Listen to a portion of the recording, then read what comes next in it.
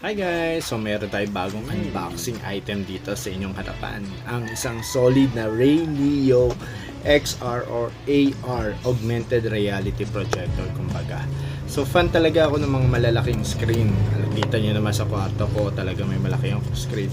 Ngayon naisip ko since nag-edit ako sa labas like SDE, mas komportable kasi akong gumamit ng mga malalaking screen. Pero ang hirap naman dalhin ng mga ganong monitor sa isang event. So, try ko kayang gumamit ng ganito, AR monitor. So, para lang itong projector. So, i-screencast lang nito. Ano mang i-connect mo dito, Type-C lang dapat. Okay? So, try natin. Yun, fit na fit naman sa atin so far. And boom! Solid! Ang laki ng screen. Grabe!